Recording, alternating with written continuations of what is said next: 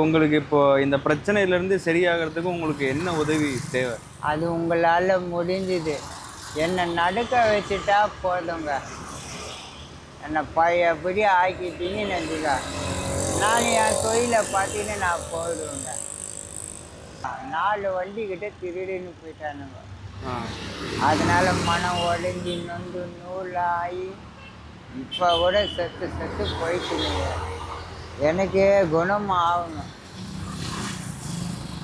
நடந்தால் போதும், நான் என்னோட தொழிலை நான் பார்த்து. சரி, இங்கேருந்து ஹாஸ்பிட்டல் போயிட்டு வரதுக்கெல்லாம் உங்களுக்கு யார் உதவி பண்ணுறது? எப்படி போகிறீங்க? ஆட்டோ. ஆட்டோ. போக 100, வர 100.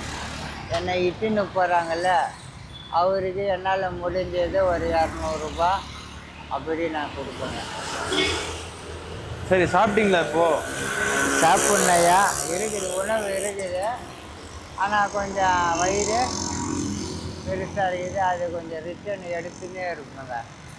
வாமிட்டு வந்துன்னா கொஞ்சம், அப்புறம் ஒரு கிளாஸ், அப்புறம் அந்த ஜூஸு இது தான் இறங்குது.